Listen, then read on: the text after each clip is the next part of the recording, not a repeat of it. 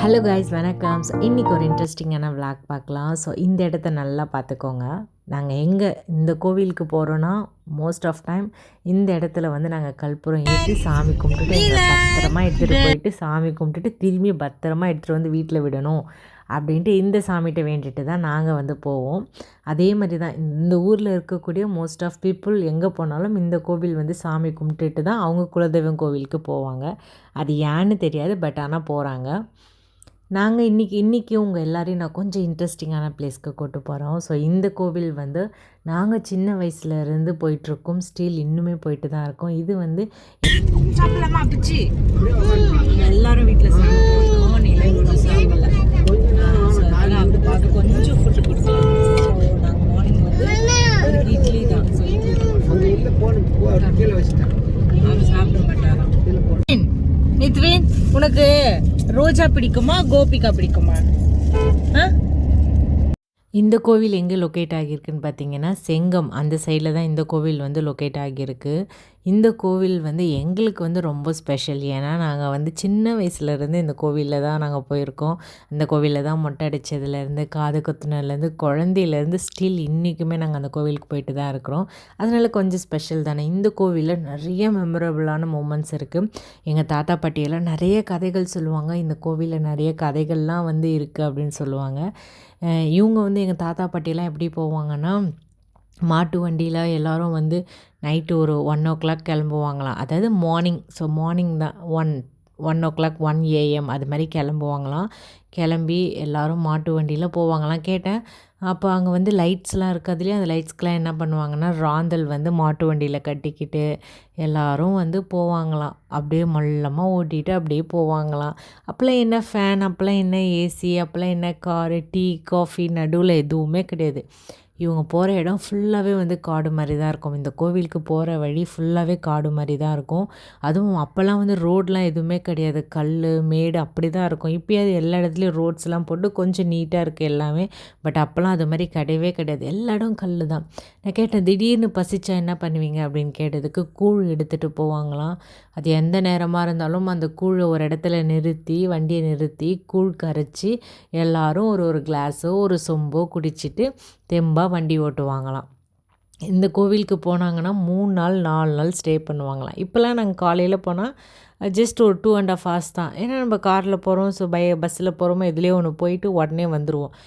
அப்போல்லாம் வந்து மாட்டு வண்டிக்கு போவாங்க, மாட்டு வண்டியில் தானே போகிறாங்க. ஸோ அதில் வந்து ரொம்ப நேரம் வந்து 4 days அது மாதிரிலாம் வந்து ஸ்டே பண்ணி அங்கே இருப்பாங்களாம். ஸோ இந்த நிறைய இருக்கும் இந்த கோவில்னாலே. அது ஒரு ஜாலியாக இருக்கும். அங்கங்கே ரூம்ஸ் எல்லாம் இருக்கும். நம்ம அங்கேவே ஸ்டே பண்ணி அங்கேவே இது மாதிரி எனக்கு இன்றைக்கி சிக்கன் வேணும் மட்டன் வேணும்னு சொல்லிட்டேன்னா அவங்க வந்து ஃபுட்டுக்குன்னு சமைச்சி கொடுக்குறவங்களும் இருக்காங்க. சமைச்சி நம்ம சாப்பாடு வந்துடும். ஸோ நம்ம அதை சாப்பிட்டுட்டு நம்ம இங்கேயே சுற்றி பார்த்துட்டுலாம் இருக்கலாம். இந்த கோவில் வந்து நீப்பத்துறை அப்படின்னு சொல்லுவாங்க. இந்த கோவிலில் வந்து இங்கே வந்து இன்னொரு ஸ்பெஷல் என்னென்னா சாமி நடுவில் இருக்கும் அண்டு சுற்றி வந்து தண்ணி போவோம் ஆறு மாதிரி. இந்த ஆற்றுல வந்து ஜாலியாக வந்து குளிக்கலாம். இதுதான் இந்த கோவிலில் ஒரு பெரிய ஸ்பெஷல்னே சொல்லலாம். ரொம்ப ஜாலியாக இருக்கும் ஆனால் கோவில். அதுவும் இந்த கோவிலுக்கு வந்து வருஷத்துக்கு ஒரு முறையாவது கண்டிப்பாக போய் பொங்கல் வச்சுட்டு வந்துடுவோம் ஆடி மாதம். அது எப்போவுமே நாங்கள் மேரேஜ் ஆனாலும் சரி ஆள்னாலும் சரி எங்கள் அம்மா அப்பா எங்களை கூப்பிட்டு போகாமல் இருக்கவே மாட்டாங்க. ஸோ நான் இல்லைன்னா போக மாட்டாங்க. அது மாதிரி தான்.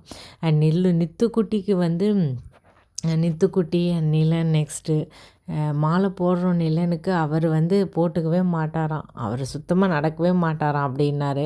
அப்புறம் எப்படியோ போட்டு ஒரே ஒரு ஃபோட்டோஸ் மட்டும் நாங்கள் வந்து எடுத்துட்டோம். ஸோ எடுத்துகிட்டு நான் எங்கள் அம்மாட்ட கேட்டேன், அம்மா பாத்திரம் இருக்குது சொம்பு இருக்குது எதாவது வேணால் வாங்கிக்கம்மா. நான் அதெல்லாம் ஒன்றும் வேணாம் அப்படின்றாங்க.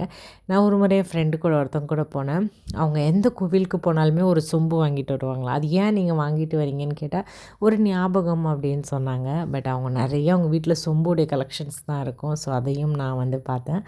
நெக்ஸ்ட்டு வந்து நாங்கள் பொங்கல்லாம் வச்சுட்டு ஒரு மிஞ்சி போனால் ஒரு 2 hours ஆகும். ஏன்னா பொங்கல் வச்சுட்டு அந்த அடுப்பெல்லாம் தேடி எல்லாம் எடுத்து பண்ணுறதுக்கு ஒரு 2 hours ஆகும்.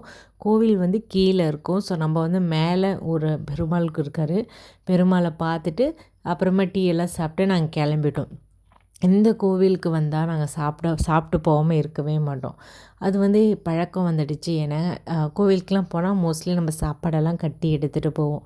நாங்க வந்து புளி சாதம், லெமன் சாதம், தயிர் சாதம் ஏதாவது ஒண்ணு கட்டிப்போம். இப்போலாம் கொஞ்சம் ஸ்பெஷல் ஆயிடுச்சு. எல்லாரும் வெஜிடபிள் ரைஸ் கட்டி எடுத்துகிட்டு போகிற மாரி ஆயிடுச்சு. ஏதோ ஒண்ணு வீட்டு சாப்பாடு எடுத்துகிட்டு போவோம் அவ்வளோதான். ஆ ஏன்னா அங்க வந்து ஃபுட்டெல்லாம் அந்த அளவு நல்லாவும் இருக்காது. அதனால அப்பைலேருந்து இது வந்து அப்படியே ஒரு பழக்கமா தொடர்ந்து வந்துடுச்சு. நாங்க எல்லாரும் போயிட்டு அது வந்து என்னென்னா, அங்க இப்போ வந்து அங்க ஃபுட்டே நல்லாவே இருந்தாலும், நாங்க வந்து இத எடுத்துகிட்டு போயிட்டு நம்ம எல்லாரும் இது மாரி ஃபேமிலியா வேற ஒரு ஒரு இடத்துல வேற ஒரு ஊர்ல போயிட்டு, சுத்தி ஒரு பசுமையான இடத்துல உட்காந்து எப்போ சாப்பிடுவோம்? இது மாரி கோவிலுக்கு போனா தானே சாப்பிடுவோம். அதனாலே நாங்க வந்து அ ஒரு இடத்த பிடிச்சிக்கிட்டு, அங்க இடம் தேடி, அழகா உட்காந்து எல்லாரும் பேசிக்கிட்டு, சாப்பிட்டுட்டு, அப்புறமா அவங்க வரவங்களுக்கும் நம்ம சாப்பாடு குடுப்போம். ஸோ அதுவும் ஒரு இது தானே. நம்மளும் சாப்பிட்டோம், அவங்களுக்கும் குடுத்த மாரி ஒரு நிறைவா இருக்கும்.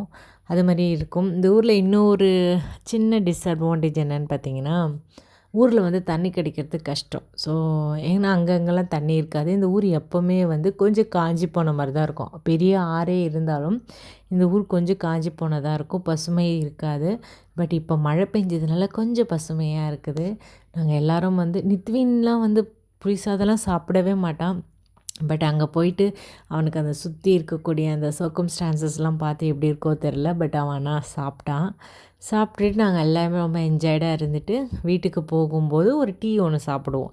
கொஞ்சம் ட்ரைவ் போனால் கொஞ்சம் ஸ்டாப் பண்ணி அது ஒரு நிதானமாக ஒரு ரிலாக்ஸாக ஒரு டீயோ ஒரு பிஸ்கெட்டோ சாப்பிட்டுட்டு அப்புறமா நம்ம வீட்டுக்கு போகணும். ஸோ வீட்டுக்கு போயிட்டு நம்ம ஃபஸ்ட்டு பார்த்தோம் பாருங்கள் ஒரு கோவில் நம்ம வீட்டிலேருந்து வரப்போ, அந்த கோவிலில் போயிட்டு சாமி ரொம்ப நன்றி, எங்களை வந்து நீங்கள் பத்திரமா கோவிலுக்கு கூட்டிகிட்டு போயிட்டு வீட்டுக்கு கொண்டு வந்துட்டீங்கன்னு அவருக்கு ஒரு நன்றி சொல்லிவிட்டு நம்ம வீட்டுக்கு போயிட்டு நம்ம வச்ச பொங்கல் எல்லாரும் நம்மளுடைய நெய்பர்ஸ் எல்லாருக்கும் கொஞ்சம் கொஞ்சம் கொடுத்துட்டு நம்மளுடைய சூப்பர் டூப்பரான குலதெய்வம் ட்ரிப் வந்து இப்படி தான் வந்து ஃபைனலாக வந்து முடிவடைந்துச்சு. நாங்கள் வந்து 3 டேஸ் பிஃபோரே வந்துட்டோம்.